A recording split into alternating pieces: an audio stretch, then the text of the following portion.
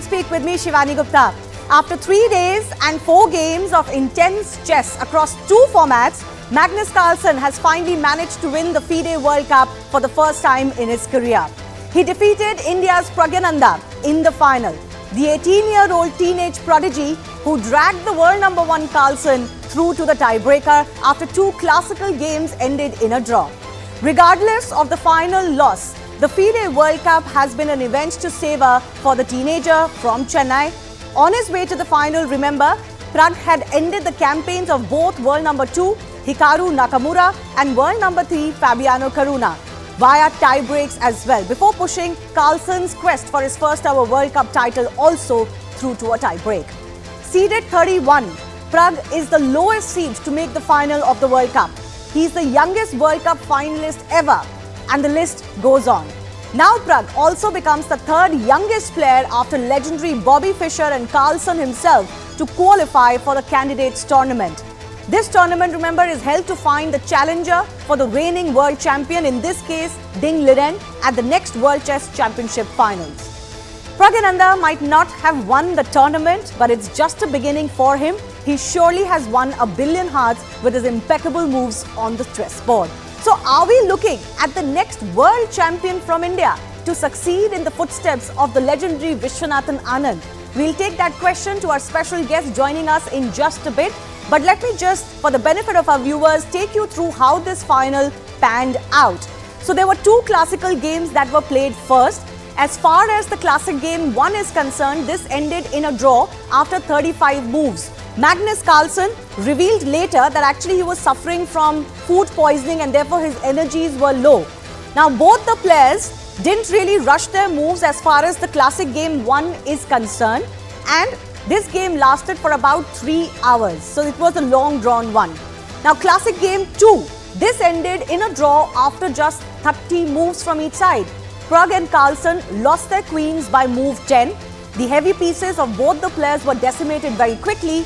The game ended with the same color bishops and symmetrical pawn structure. But remember, it has been said that as far as the classic game 2 is concerned, it was clear that Magnus Carlsen was willing to settle for a draw or push for one and not really push for a victory. So then came the tiebreaker. The first 2 games were 25 minutes each with a bonus of 10 seconds after every move for each player. That's the rapid game 1. Magnus Carlsen won this game, and Praggnanandhaa ran out of time towards the end. That forced an error from him as well. He was basically boxed in because of the clock pressure as well. In rapid game 2, which ended in a draw, gave Magnus Carlsen the title because he kept his 1-0 lead.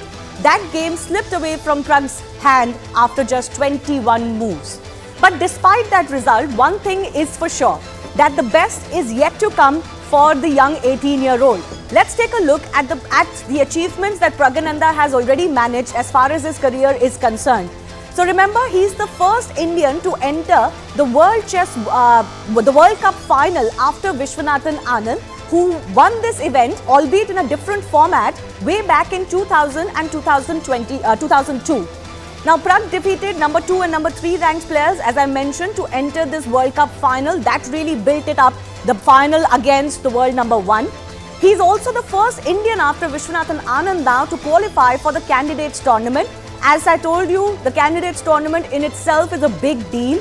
Pragg has become the youngest, had become earlier, the youngest international master in 2016 at the age of just 10 years. And at 12 years of age, Pragg had become the 2nd youngest grandmaster, just behind American legend Bobby Fischer. So what we're looking at is truly special. Vishwanathan Anand, speaking earlier to News 18, had also commented that this is a guy that everybody tends to like and everybody is gravitating towards. But he also termed the generation that Pragg is playing along with as the golden generation. The big question we ask right now, though, is, are we looking at the next world champion from India? Special guests are joining me who know a thing or two about chess. Pragg may have lost the final, but he has certainly won hearts. The entire nation prayed for Pragnanandhaa. He gave a very good fight. Yesterday and day before it was a tiebreaker. Today also he gave a good fight. How does it feel like? Are you a little upset, or is this itself a victory? We never upset because he was playing with the world number 1, not just like that any player. Anyway, we accept the result. No, I never advise him regarding game. I advise him have proper food and all that. Like that, I advise him. So, did you manage to speak to him after the finals today? No, I didn't speak so far. What is your message for your son, sir? Be confident. Next time we will see. What really happened through the match? You've been observing the match the last 3 days. It was a tiebreaker for the first and the second day. But what did you observe as part of the chess wizard? So the first game was a kind of fighting game, but okay, it was relatively equal throughout, and in the end, it was ended in a draw. Like it was rook versus knight, same side pawns. Both of us didn't have any chance, and both of them didn't have chances, and they agreed to a draw. Yesterday, relatively, it was a very quick draw, as we all saw. Like as Magnus mentioned in his interview, he was not so well, and he decided to make quick draw and to rest a bit.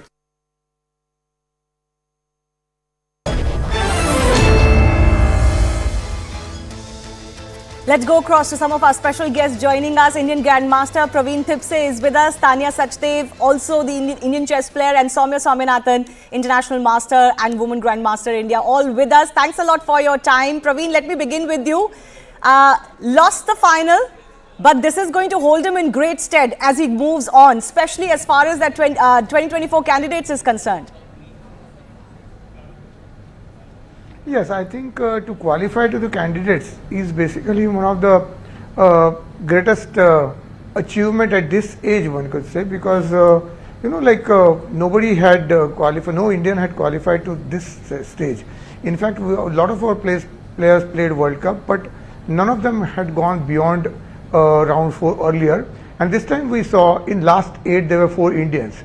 So India is now at a different level completely, and we are going to play for the World Championship. And Pragnanandhaa, because of his nose and quality of play, he happened to be here playing against Carlsen, and he had to face the strongest opposition among the Indians. So, okay, Gukesh played Carlsen a bit earlier, but the strongest opposition Pragnanandhaa faced, and in spite of that, he was just able to get to the final, and also to make a draw in the classical match against Carlsen itself is a great achievement, because Carlsen had won 5 previous matches in classical itself. He didn't go to the tiebreak after the second round. Yes. Yeah, absolutely. That in itself, Tanya, if I can ask you that shows a lot of confidence and the level at which Pragg is playing to force that tiebreaker against Magnus Carlsen. I know Carlsen talked about being having lack of energy and having suffered that food poisoning bout of sorts. But even then, to go toe to toe against the world #1 is a big feat. Absolutely. I think this it's safe to say that this has been the tournament of Pragg's life. He's surpassed every single expectation. We were all very excited to see how the Indian contingent would do at the World Cup, but having 4 players qualify to the quarterfinals and then Pragg taking it all the way to the finals to fight for championship against Magnus, and en route taking down Hikaru Nakamura, taking down Fabiano Caruana, 2 of the world's top 3 players. It's been a spectacular run, and making it to the candidates, which is the biggest dream of every chess player, to be able to fight for the World Championship. Absolutely. Soumya, what is it that makes Pragg really special for you? Because, obviously we have a real great crop of great players. 4 of them were in the quarterfinals of this event. But is Pragg a little bit special? All right, just hold your thoughts, Soumya. I'm going to come back to you in just a bit, because I think all of you would be very happy to hear from the young boy that I have with me joining us now. Pragg, thanks a lot for speaking to News 18, and many, many congratulations. How do you feel? Was that a tense, exhausting final for you?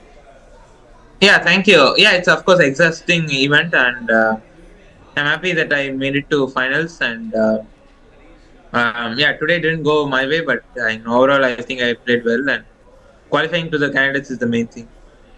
Could you describe a little bit more of how that final went for you? The 2 classical games, you managed to draw them. That in itself, do you think is a big achievement for you? And what happened later in the rapid?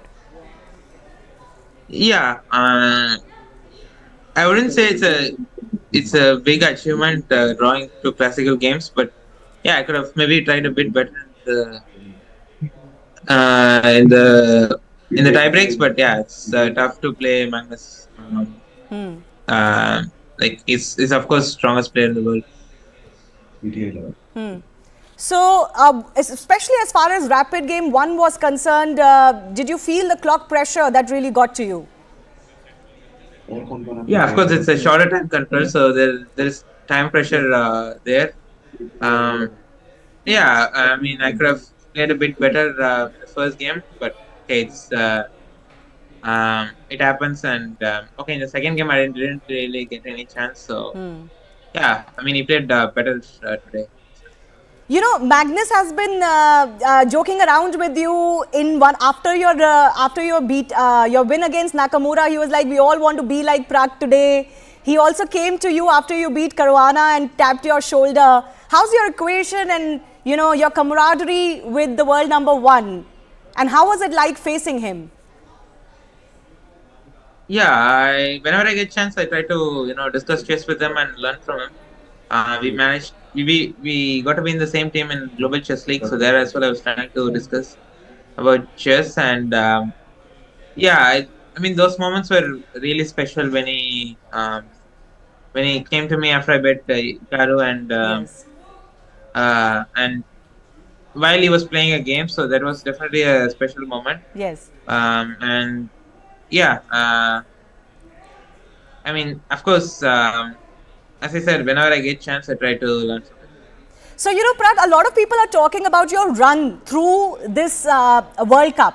Last time around, you were eliminated in the 4th round. This time around, you've beaten the world number 3, world number 2, to en route to the final, where you even forced the tiebreaker against the world number 1.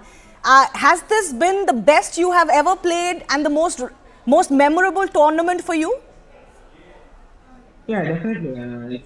It's been one of my best tournaments and a memorable one. And okay, first of all, like I think the very important thing is that it gives me a ticket to the candidates, and yes. yeah, that's very important. Other than that, I was talking to Vishwanathan Anand earlier, I was talking to Ramesh, your coach, earlier, and everybody is saying the last 3 tournaments you have really shifted gears. You have really upped your game. What has made the difference for you? I mean, I guess yeah, I was just trying to be mentally ready, and I think that kind of clicked me. And also, I was in a good form, and yeah, I mean, Global Chess League definitely gave me a lot of confidence, and I think I took it for Hungary even. So yeah, I mean, I think I'm also playing well overall in these last few tournaments. So that way also I'm quite happy. Your mother has been with you all through your journey, all through these tournaments, and that image of your mother secretly looking at you fondly with so much pride in her eyes went viral. Can you just share with us what it means to have your mother with you right by your side in these tournaments? Yeah, of course, it's a huge support, not only for me, for my sister as well. I think family support is the important thing to succeed in any field, and I have that, so I'm very, very happy. And yeah, my mother is here just supporting me, and it's been a long event. So yeah, having someone is definitely good, and for me, my mother, yeah, is special. And are you aware of the kind of reaction your World Cup final entry has evoked in India? What are the kind of reactions that you've been reading online maybe, or getting directly to you? Yeah, I didn't read much. I mean, I got few messages, but yeah, overall, I heard that it has been huge in India, and yeah, I'm very happy to see that, and chess is getting popular, and more people are coming into chess, and I think that's a good for sport. So all geared up for Candidates 2024. That's the big one, as you talked about, and you would be very keen to make a mark in that tournament as well. Yeah, of course. I mean, that's the next big thing, and yeah, I will try to give my best. But surely you'll be taking a break now. It's been an exhausting 3 events for you. What is it that you really like to do after a big chess tournament? What is it, the first thing you'll be doing? Yeah, I have more tournaments coming up actually. Day after there's going to Germany, so that's next for me. And what is it that Pragg likes to do to relax? after such intensive games?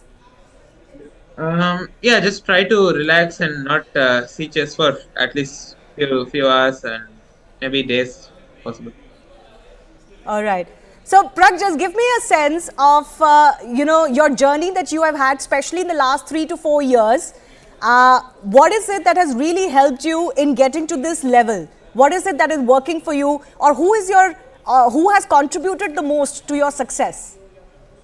Yeah, of course, there are many people, my family, my coaches, my sponsors, the government, and ASF, of course, federation, and many supporters as well. And yeah, I'm very grateful to all of them. Okay, but Pragg, just stay with me for 2 minutes. I've got Soumya Swaminathan and I've got Tanya Sachdev, Praveen Tipse with me, and I'm sure they all want to say a word to you. Soumya, you want to say something to Pragg? Well, I think great show, Pragnanandhaa, and we really look forward to your candidates. The way you are improved in these 3 months, if you keep on improving at this pace, then you could be the strongest player in the world by the time the next year World Championship is played. So I really look forward to improving and qualifying as a challenger in the April 2024 candidates. And by the time you play the World Championship match, you could be world number 1. If you to be consistent, work as hard as you did, have strong nerves as you've already shown, and a wonderful performance, something I couldn't have believed a month back. And I see a young Vishwanathan Anand in making, because I saw young Vishwanathan Anand when he was younger than you. I see a lot of similarity in your quick success, and keep it up, please. Is Vishy, yeah, thank you very much, sir. Is Vishy a role model for you, Pragg? Yeah, of course. Anand is a huge role model. Okay, very quickly, I just want to have Soumya say, all right, I think we've lost him there, but we'll try and get him back. But Soumya, sorry I interrupted you earlier. Soumya Swaminathan, your thoughts on the success that Pragg has had. And the big question is, are we looking at the next world chess champion from India? Someone who could truly emulate in winning that big title like Vishy Anand did?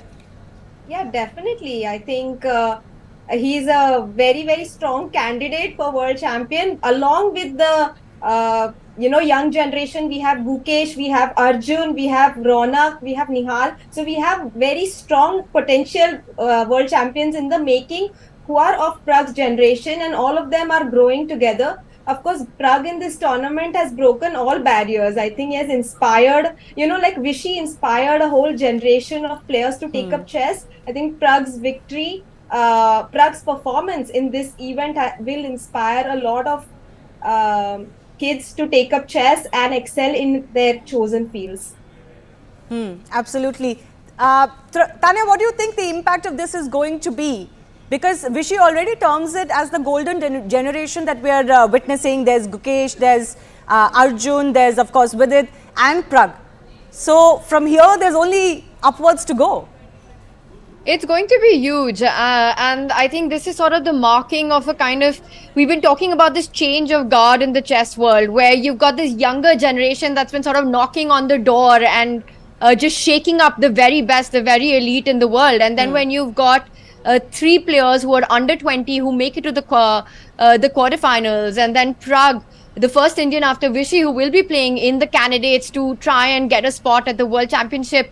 It really feels like the golden age for chess, and as Vishy mentioned it's the golden generation.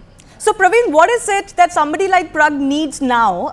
I'm quite certain that his close group is taking care of him. He has good people taking care of him.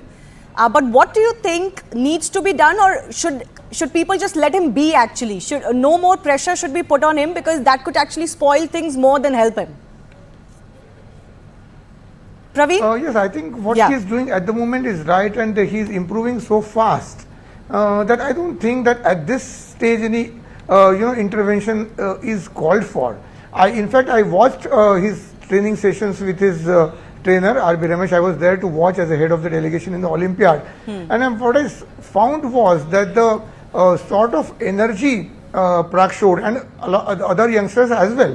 So it became very clear last year itself that sky was the limit for these players, and that perhaps could be said only about Vishwanathan Anand 3 decades back. So I think at this moment Pragg is being very consistent, and at some stage he finds that he hasn't played as well as he played last month or something, and say in a couple of months, then I think he should seek advice of Vishwanathan Anand. Yes. I think the all-time great sportsman of India, the one who has had a lot of ups and downs. He won the titles, he lost the titles, and so on. And a person who won World Rapid Championship at the age of 50, which can be taken as a phenomenon. So of course, if something goes wrong for a short while, Pragg could have somebody like Vishwanathan Anand as his mentor. But at the moment, his parents and his trainer R.B. Ramesh, they are doing very well, and 99% of course is Pragg's own, because he's not the only student of the coach, and he's not the only person who has these facilities.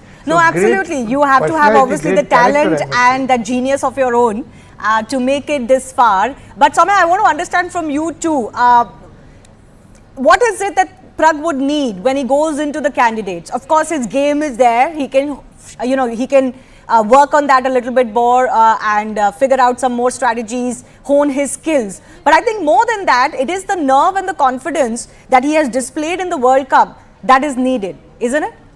Definitely, and actually I was observing his body language in this tournament and previous few tournaments. He has grown leaps and bounds in terms of his confidence. And today he was playing the man himself, Magnus Carlsen, who is known for his confidence over the board. And Pragg didn't look nervous at all, which is a great sign. I think he's doing a lot of things right. And he also needs to build a good team. I saw that Grandmaster M. Shyam Sundar was accompanying him in this tournament as a second. I saw some images.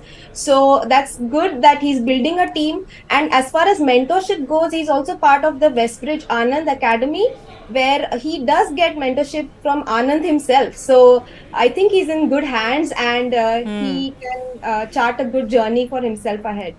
Yes, when I asked Vishy, did you tell him anything about how to face Magnus? He was like, Vishy was there in Baku for a few days before he came back to India. He's obviously traveling again. And he was like, every time I thought of speaking to him, I was like, okay, maybe I should leave him alone because he's going to be very focused. And nobody knew at that time that he was going to get into the final to play Magnus Carlsen. But he did say that I and Pragg have talked about Magnus Carlsen in the past. Magnus Carlsen, of course, being the one who defeated Vishy Anand in 2013. To take away his World Chess Championship title. But Tanya, as far as chess in the country is concerned, we are obviously one of the top countries. We keep producing great talent like all of you all, and of course Pragg and Arjun and Gukesh and others. But is there anything that is missing in chess in India that is needed to give it that further growth spurt?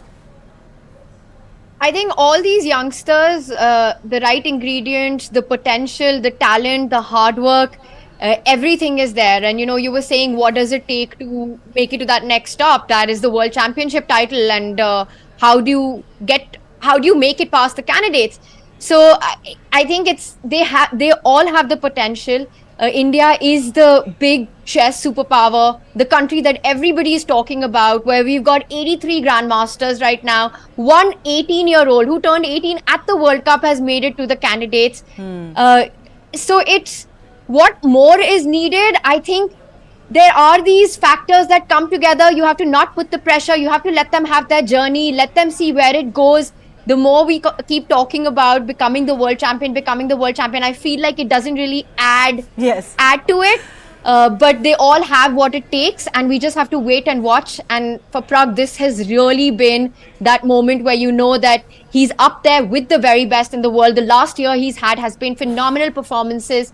He has this amazing ability to calculate precisely, to not fear who he's playing against, to play with confidence, have incredible nerves when he's low on the clock. And that has gotten him so far in this tournament. And it's going to be amazing to see what he brings to the board in his first candidates event. Absolutely. We're all very excited about that already. And, that's the beauty of the impact that Pragg in the final of the World Cup has had. I want a word also, Soumya, about his family. Those images of his mother looking at him, that really is the stuff that warms your hearts, isn't it? It's very sweet. I think they have a wonderful family. I've interacted quite a bit with Vaishali and their parents. Yeah. You can see his father on the screen. He also supports Pragg and Vaishali, of course, from home. There is a lot of logistics that goes behind his travel and tournament play, and he takes care of all of that, the scheduling, all of that, bookings. And while his mother travels with him, provides the moral support and the Indian food during the games.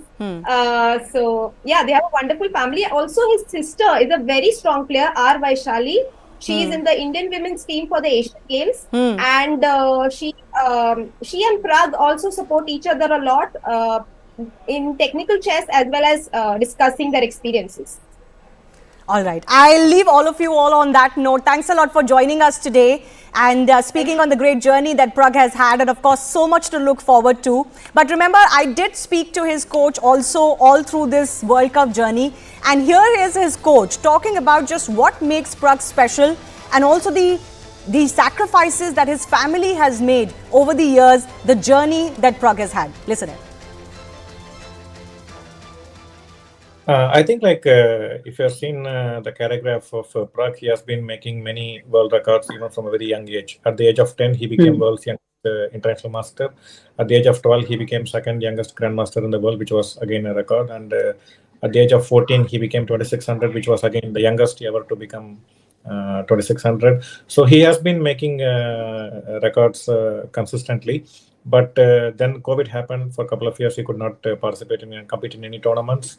And since the COVID, he has been working extremely hard and trying to build new strengths. For example, when he became a grandmaster, his opening preparation was not his strength. He had some issues there. Subsequently, he worked hard in that and became quite good at that area. So he has this ability to keep working on his weaknesses and converting them into strengths. So we have identified few areas since March. Till March, he had played few tournaments, and we had identified some areas of concern, and he has been working on those areas, and the results are here to show. Well, the results have been quick, clearly. Can you describe to me, Ramesh, when was the first time you met him, and what did you make of him first? Yeah, I think it was during the World Junior Championship, which happened in Chennai, probably like 10 years ago, where I was giving commentary for the World Championship. Back then, it was not very common for chess commentary to happen. And Pragg was one among the audience. He was probably like 6.5, 7-year-old kid. And he was joining in the analysis very enthusiastically. And I was quite impressed. Such a young child, without any inhibitions, he was trying. So he's extremely talented, which was obvious from the time I started working with him, and extremely self-confident as well, very responsible. There are many children who want to achieve big, but without paying the price, without putting in the effort. But from very young age, Pragg has been a terrific hard worker. The kind of effort he puts into learning chess and growing, it's just amazing. But when did you first realize that Praggnanandhaa is different? You know, a lot of young kids start playing chess at the age that even Praggnanandhaa did. And of course, India is known to produce many grandmasters as well. When did you realize that this kid could be different? I remember, like at the age of 10, we had a 10-day training camp with few other children, and Pragg and another child, Arvind Chidambaram, who is also a grandmaster now. He's a 2-time national champion. They both had done extremely well in the camp. And after all the other players had left, I wanted to speak to those children, and I was telling Pragg, like, at the time, he already had 2 international master norms, and 1 more norm would make him world's youngest international master. So I told Pragg, like, you should not play for IM norms. You are already deserving of a grandmaster norm. And the answer he gave as a 10-year-old kid was, but sir, you have been teaching us not to play for results, but to give our best and learn in the process. And should I play for the IM norm or not? So I understood, like, he not only listens, he actually believes in many of these things. So I was very impressed, like he was so focused on learning and giving his best. But he truly is different, isn't it, Ramesh? Like, he truly is the prodigy that everybody is hailing, right? And he's already achieved a lot and is destined for greater things. Yes, definitely. Even if we had, let's say, he had been kicked out of the quarterfinals in the World Cup, I would still believe in his capabilities. I'm just happy he went through all these hurdles and reached the finals. But even otherwise, I strongly believe in his potential. I strongly believe he is a potential world champion, and I hope he is able to make his dreams come true and he gets the deserving support he needs. The other big thing that is being talked about are these lovely images that have come from the sidelines of the World Cup, especially, just the adoration that is there in the eyes of his mother. And, just that motherly support and backbone that she is. Could you describe a little bit more of that relationship from what you have seen, the relationship between Praggnanandhaa and his mother? Yeah, so in Chennai, where I have my academy and where I live, it's kind of right in the middle of Chennai, but where Pragg lives, it's in one corner of the city. So the commuting itself is not very easy. And he had to spend around 1.5 hours either way to reach the academy. And I remember like both him and his sister Vaishali, they used to come for the classes. Their mother used to accompany them, and they had to initially take a bus and then he has to take a bus and then subsequently share auto and then walk a distance to reach our place. And they used to come for classes regularly. Like I remember many occasions where he will win some world under 12 championship, something like that. And then the next day he will come for the class. And even if it is raining heavily, he will come for the class. He will never miss classes.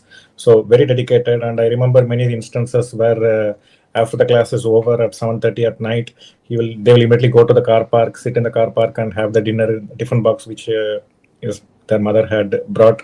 And again reach home by probably around 10 p.m. or so, and then come for the class next morning. So the kind of dedication they have shown and the kind of hardships their parents have gone through, I know like more deeply, like what they have, how much they have sacrificed and suffered in this journey when there was no support initially, when both the children were coming up.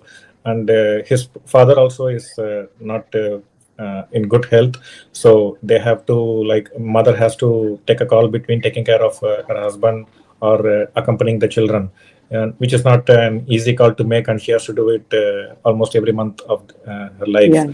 So a lot of sacrifices from both the parents, and I'm really happy that the children have taken the responsibility and paid back in full. Absolutely. It fills your heart with so much joy and love just to see those images. Both of Vaishali also, but especially the mother and the son relationship. And from 2 years ago when Praggnanandhaa was like lower in height than his mother, today he's towering over his mother. He has obviously had his growth spurt, but it's so nice to even see Praggnanandhaa evolve into such a confident young kid, right? The way he's speaking at the World Cup, it's very confident, isn't it? So earlier like Anish Giri, there is another player from Netherlands, is a top 5 player in the world. Everyone used to make fun of Pragg's interviews. Like the question will be like 5-minute long question, and Pragg's answer will be yes. Very camera shy and not very confident as a child to meet the camera and give an interview. He was not very confident, very self-aware. But subsequently, he has come a long way. Now he's capable of cracking jokes and answering elaborately, put his thoughts in words in a nice way. Yeah. So getting better, not only in chess, but also in giving interviews. Moving on, as India etched its name in history with the Chandrayaan-3 mission successful landing, congratulations poured in from all over the world. UK media also congratulated India on its successful mission. However, what came next has angered many Indians on social media. The British media opined that UK should immediately stop the aid that it gives to India, and New Delhi should even return the £2.3 billion that have come to India as aid from UK. Some of them wrote on X, the social media site, that it was absolutely insane that UK was dishing out foreign aid to countries who are rich enough to mount their own moon missions. Following this, many infuriated Indians on X reminded UK citizens of the $45 trillion loot by the Britishers during the colonial era. So what is this UK aid to India that has Britishers hopping mad post the Chandrayaan success? So UK's Department for International Development has, mind you, stopped providing direct aid to India way back in 2014. The remaining aid portfolio has actually shifted to other modalities. The aid to India now focuses on issues like climate and infrastructure development. But between 2016 and 2022, UK dispersed about 1.9 billion pounds worth of aid to India. But remember, there is a catch here and there is a justification for this aid that comes via UK to India. This is based on mutual prosperity, means only that aid is given that benefits both countries. It's not really done as a benefit to India alone. So if you look at the next chart, it will also give you an idea of just how the amount of aid that has come from UK, the official aid that used to come from UK to India has dipped over the years. Mind you, as I said, by 2015, it had actually stopped. But if you look at the chart from 2007-2008 onwards, that aid has actually been coming down as well. So from 1600 crore rupees in 2007-2008, it slipped to about 850 crores in 2013-2014, and then 2 years later, by the end of 2015-2016 year, it had actually stopped. But the horrifying aspect is that this anger over aid to India, especially in context of the moon mission success, is still in extremely bad taste, given that the colonial Britain rose to where it was after plundering India for almost 2 centuries. So this is what a paper in Columbia University Press in 2018 said of the colonial plunder. It said, and I quote, Britain drained out over $45 trillion from India in those years. This hampered India's ability to come out of poverty. This is, of course, not something that can be disputed. Resources equal to 26 to 36% of the budget was siphoned off each year from India. India would have been much ahead if these earnings had stayed, of course, back in India. This is something that everybody knows, but for some reason, Britishers today are acting like, they've given more to India than they've ever taken from India. India's own diplomat politician, Shashi Tharoor, has made several arguments on how UK owes India for its own prosperity. So forget about reparations. Britons today want to get back even that paltry aid that has been given to India for a few years. So this is what Tharoor has argued. India's share of the world economy dropped from 23% to 4% under the Britishers. 15 to 29 million Indians died of starvation under the British rule, a human tragedy of absolutely mammoth proportions. Resources were systematically drained from India during world wars. In fact, 1/6 of the British forces during the wars were actually Indian citizens. And not to forget, Britain took away the world's biggest diamond, the Kohinoor, and till today, we haven't really seen it coming back to India. So the big question to ask is, with all of this anger over this aid to India that Britishers are raising online, and this happened when the Chandrayaan mission was launched too, is this not simply misplaced anger, or is there more? We'll take that to our guests. Let's go across to our guest joining us. Sushant Sareen is Senior Fellow of the ORF. Also, Sophie Corcoran is political commentator. She's British but based out of Australia. Sophie, I saw your tweet. Your tweet has garnered more than 1 million views on Twitter. You talk about not just the fact that you are aghast that UK is giving this aid to India, but you also want it back. Is that not unfair, just that comment? As if Britain has never succeeded by trampling over India and India's resources?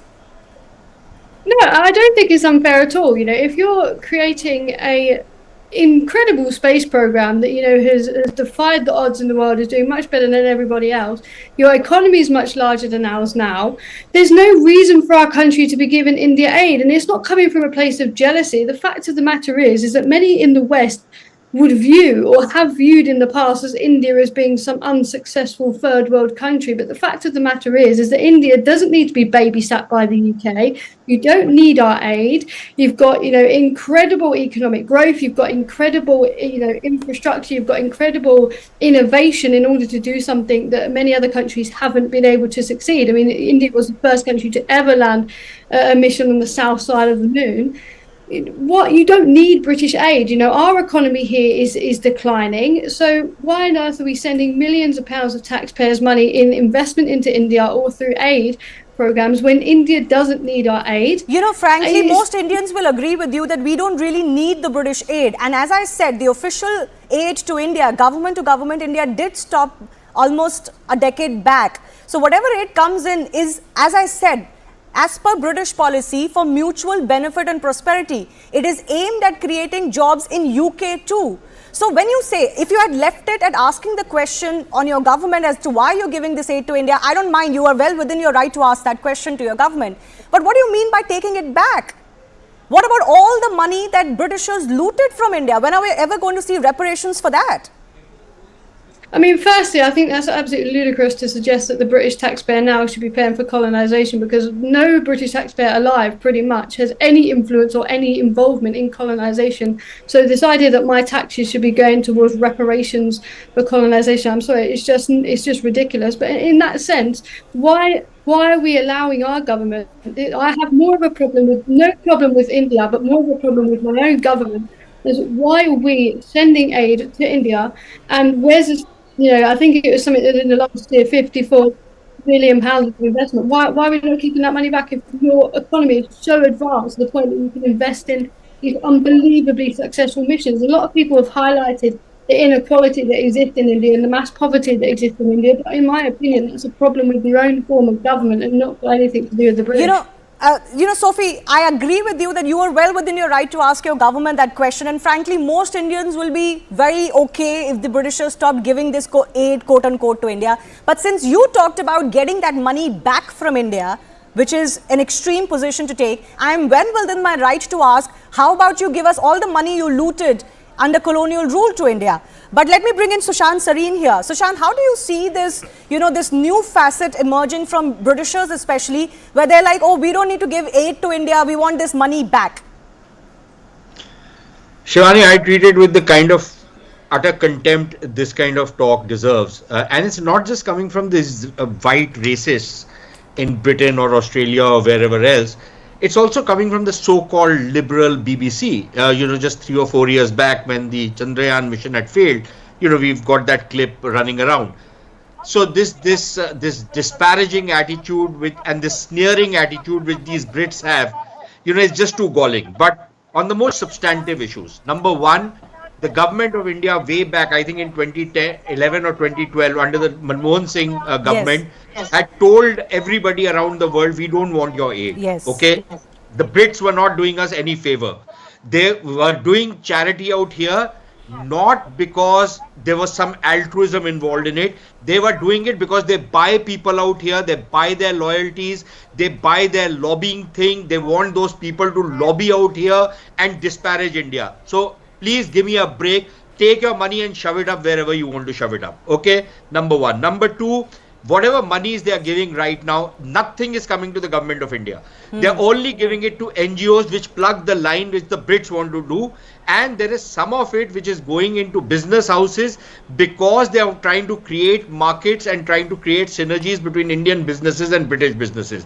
And the British themselves acknowledge that this money is being given because it creates jobs in Britain, it creates markets for Britain, and they're actually profiting from a lot of this money which they're giving to private sector people. The government of India is not taking a damn thing from these guys. So these guys should get their facts right and lay off. Now, on the other hand, I think it's also important to point out that because they don't have the competence to achieve the kind of scientific achievements that ISRO and many other Indians have, if they are feeling jealous about it, or they can't handle that a country which they colonized, they plundered, they pillaged, they looted, they raped, if those people are rising back and achieving things which these guys can't achieve and they're going back into the dark ages, learn to handle it, deal with it.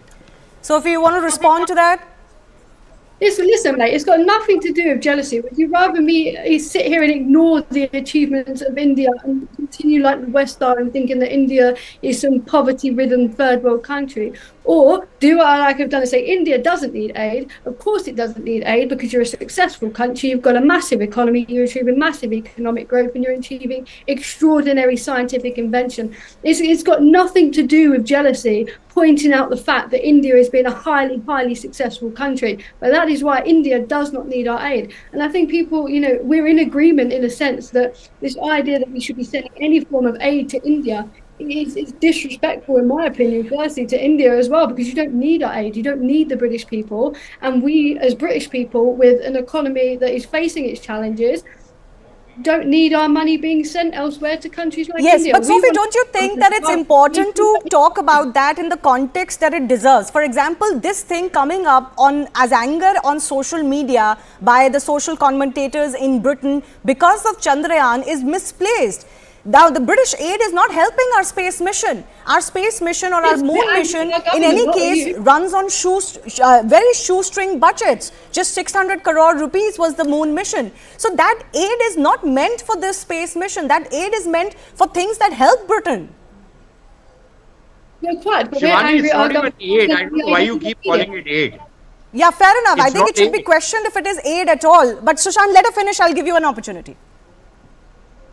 Yes, my answer very clearly was the British people are angry at our government for sending India aid because they don't need aid. Clearly, if you've got a country that's the fifth largest economy in the world and is achieving some of the most incredible things out there, why are we sending you money in those sorts of forms? I think not only is it ridiculous from our side of things, but it's also disrespectful from your side of things, because India isn't some third world, poverty-ridden country. Because India has already refused. It doesn't want this aid, but it cannot clamp down on these relationships between two friendly countries where exchanges do happen, and of course for mutual benefits these money does go around, and of course there are contracts of the governments have. That's a separate thing. So I hope you're not counting all of that, because those are also mutually beneficial. But I have a minute left. Yes, Sushant.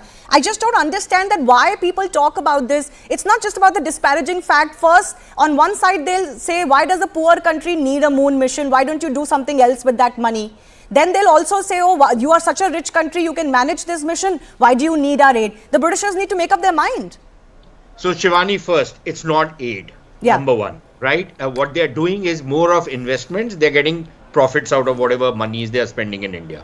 And they are buying some amount of political influence. Number two, we are not their colony anymore, that we need to hear from them on what we should spend money on and what we should not spend money on. So we don't need their gratuitous advice. They can take it and again shove it up wherever they want to shove it up, right? Number three, and very importantly, the Brits, they are giving money to Pakistanis, for example, for improving their education. They've been giving money to the Pakistanis, I think, for the last 20 years. Millions, hundreds of millions of pounds. All that they have managed to do is to create mini Emirates in Britain. And I won't be surprised in 20 years from now, you will have the Islamic Emirate of Great Britain in Britain. So good luck to these guys. They can keep pointing fingers at India. We don't need these fellows anymore. They can go take a hike for all we care. Maybe the Indian government should seriously look at just stopping whatever is this quote-unquote aid that comes to India.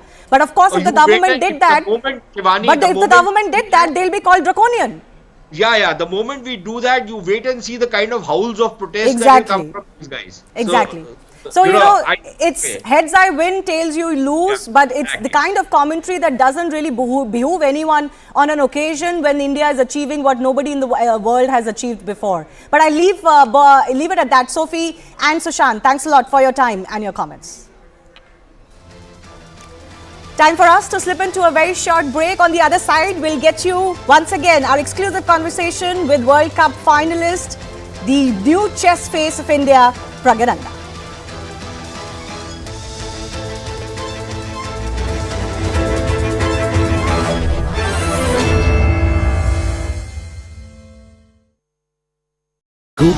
Four Indians in the quarterfinals of the World Cup in itself was a big thing to look forward to. We were guaranteed that one of them will make it to the semi-final. That was Praggnanandhaa, breaking Vishy's record, and then he progressed to the final as well. So as Vishy actually, in fact, in that conversation told us, he termed it the golden generation of Indian tennis. So he feels the future of Indian chess, and he feels the future of Indian chess is extremely good because, the last time Vishy Anand was the world champion was in 2012. He lost his title, interestingly, to Magnus Carlsen in 2013. So obviously Magnus has been a thorn in many Indians' backside, but Magnus is what he is for a reason. So, from then to now, We've got many talents that are doing extremely well. Praggnanandhaa's ranking and rating both is expected to rise, and especially for this 18-year-old. Sachdev is also with us right now. Would you like to talk to her? Yes, let me go across to Tanya Sachdev as well. Your first comments, Tanya. It was always meant to be and going to be a tough final, but in the end, Praggnanandhaa gave Magnus a good fight. Yeah, it was a fantastic tournament, and what a performance by Pragg. You know, you're playing against world number 1 Magnus in the final. I think getting there itself was such a huge journey and accomplishment. So despite how the final ended, one can't take away what a brilliant run Pragg has had in this World Cup. All right, Tanya, could I also ask you, because we were asking my colleague Shivani this. Shivani spoke to Vishwanath Anand a few hours ago actually, and one of his big takeaways was that if you look at the way that Pragg has performed, this is just the beginning for him. Do you have any comments there? I mean, the last year, all of last year, and his breakout has been in that performance of the champion chesser when he took down Magnus Carlsen for the first time. Then we also saw his brilliant play at the Olympiad in Chennai, where he played a role in winning the medal for the country, and he won an individual medal as well. And absolutely, I mean, what Vishy is saying, you know, let's not forget that this is the first time that an Indian who's not Vishy Anand makes it to the candidates. And we have a hope to fight for the World Championship one more time. And it's going to be Pragg who's going to play, try and win the candidates, and then fight for the ultimate title. So in some ways, it's really the beginning of the biggest dream that every chess player has, which is to get to the candidates. Yes, absolutely, Tanya. So I just want to ask you, talking about that candidates, the kind of experience that Praggnanandhaa has got under his belt in this championship or in this World Cup campaign and the previous tournaments that he has played.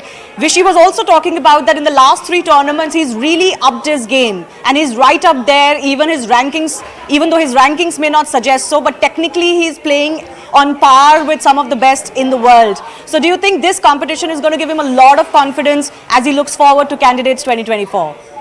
Oh, 100%. And, you know, even recently the way he played in the Global Chess League, where he was actually part of the same team as Magnus. And he won every single game, taking down some of the biggest names. In this World Cup, he beat world number 3, he beat world number 2, both Hikaru and Fabi. He took down some of the strongest grandmasters in the world. And also against Magnus in the classical, both games ended in a draw. It wasn't meant to be the World Cup winner this time, but for sure, I think this shows that Pragg is no more a prodigy or a talent or a potential. He's arrived and he's up there with the world's best. Absolutely. Praggnanandhaa has arrived, and in fact, this 18-year-old has very quickly become the new face of Indian chess. What do you make of his journey?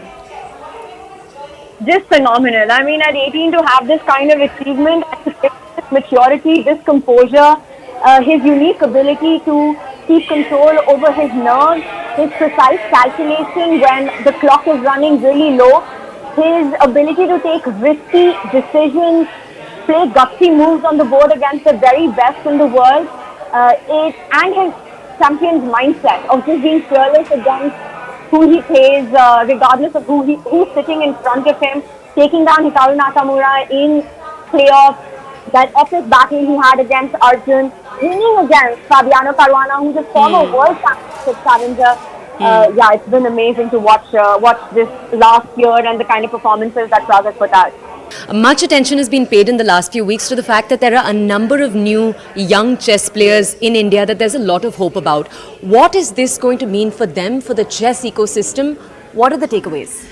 Yeah, so you know, you've got Gukesh, who's the #1 Indian chess player right now. He's higher ranked than even Vishy Anand. There's obviously Arjun and also Vidit, who were part of the quarterfinals along with Praggnanandhaa at this event. So you know, this event, why it caught everybody's imagination and why it got, you know, so much coverage is because there were 4 Indians in the quarterfinals, and 2 of them, Praggnanandhaa had met Arjun, one of them in the quarterfinals as well.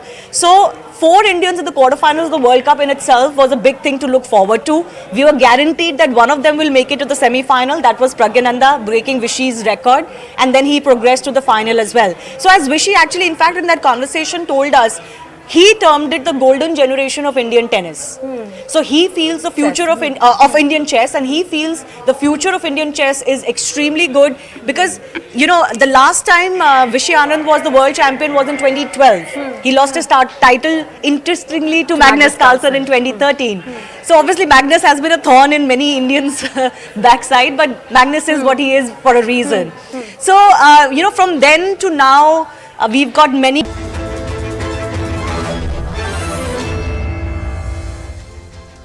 Thanks a lot for staying with us. First up, we're getting some updates. Remember, the country is still beaming with the success of the Chandrayaan mission landing, and these are first images or new images that we're getting as far as the surface of the moon being caught by the Vikram lander is concerned. Remember, we've got that image also of the Vikram lander on the surface of the moon, but these are also some more images that have been captured of the surface of the moon. My colleague Harish is also joining us with more on this. Harish. Well, these are the set of images that the lander imager camera has captured even as the lander started its final descent and it was about to reach the surface of moon. Two things to point out here. Look at the kind of surface that's on moon. Why it said it's so challenging to land here and then ensure that a rover goes around. There are several craters, boulders over there. And as this video progresses, the surface of moon becomes clearer because that's how fast this particular lander was descending, and the distance between this lander and the moon surface was decreasing. In fact, earlier in the day, I was talking to some scientists at ISRO, and they said that ISRO, while had the margin of landing up to 2 to 3 meters per second, eventually this lander, perhaps in the final leg of this video, lands at a speed of around 0.5 meters per second. So that's how successful ISRO has been in ensuring that it reduces the velocity, because that was the real challenge with Chandrayaan 2. All right, Harish, we'll leave it at that. Appreciate you joining us with more. Remember, across the country, there are two things the country is celebrating. One, of course, is that soft landing on the south side of the moon. The other is Praggnanandhaa making into the final of the World Cup in chess. I spoke to him just a short while ago. Listen in.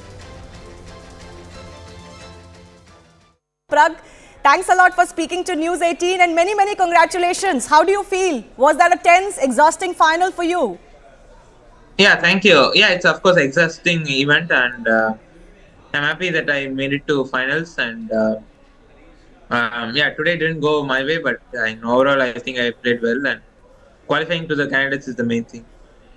Could you describe a little bit more of how that final went for you? The two classical games, you managed to draw them. That in itself, do you think is a big achievement for you? And what happened later in the rapid? Yeah, I wouldn't say it's a big achievement drawing to classical games, but yeah, I could have maybe tried a bit better in the tie breaks. But yeah, it's tough to play Magnus. Like he's of course strongest player in the world. So, especially as far as rapid game 1 was concerned, did you feel the clock pressure that really got to you?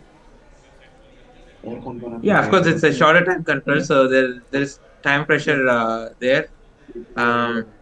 Yeah, I mean, I could have played a bit better the first game, but okay,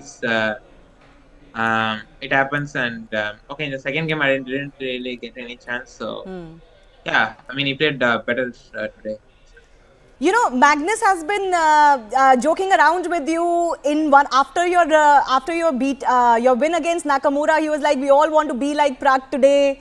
He also came to you after you beat Caruana and tapped your shoulder. How's your equation and your camaraderie with the world #1, and how was it like facing him? Yeah, whenever I get a chance, I try to discuss chess with him and learn from him. We got to be in the same team in Global Chess League, so there as well I was trying to discuss about chess. And yeah, I mean, those moments were really special when he came to me after I bet Karu, and while he was playing a game, so that was definitely a special moment. Yes. And yeah, I mean, of course, as I said, whenever I get chance, I try to learn something.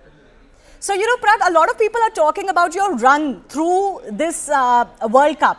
Last time around, you were eliminated in the 4th round. This time around, you've beaten the world number 3, world number 2, en route to the final, where you even forced the tiebreaker against the world number 1. Has this been the best you have ever played and the most memorable tournament for you? Yeah, definitely. It's been one of my best tournaments and a memorable one. And okay, first of all, I think the very important thing is that it gives me a ticket to the candidates, and yes. Yeah, that's very important. Other than that, I was talking to Vishwanathan Anand earlier, I was talking to Ramesh, your coach, earlier, and everybody is saying the last 3 tournaments you have really shifted gears. You have really upped your game. What has made the difference for you? I mean, I guess, yeah, I was just trying to be mentally ready, and I think that kind of clicked me. And also, I was in a good form. And yeah, I mean, Global Chess League definitely gave me a lot of confidence, and I think I took it for Hungary even. So yeah, I mean, I think.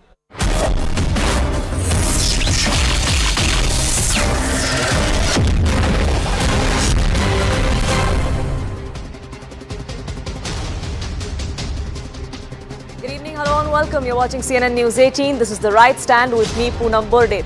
Today was a day of a heartbreak for some, at least in India here at the Chess World Cup. 18-year-old Pragnanandhaa chose to shake hands with his opponent, Magnus Carlsen, agreed to a draw in the second rapid game, ending up as the runner-up at the all-prestigious tournament at the Chess World Cup. But there's a lot to cheer on about. Remember, Pragnanandhaa is the first Indian after Vishwanathan Anand to enter the final. He defeated number 2 and number 3 ranked players at a very, very young age. At the age of 10, he became the youngest master. 2 years later, at the age of 12, he became the second youngest grandmaster. And it's just the beginning for him. From being the lowest seed to make the final of the World Cup to now being the youngest World Cup finalist ever. Well, he's not the only one who's won hearts in the last 24 hours or today. We've seen what happened yesterday as far as the Chandrayaan mission goes. India landed on the moon, much to the cheer and applaud of all. But unfortunately, that sweet success left a sour taste because of certain comments that were made, because of the politicking that we saw that came to the fore from certain quarters. Politics dragging in, is that what is belittling this particular achievement? That's our focus tonight.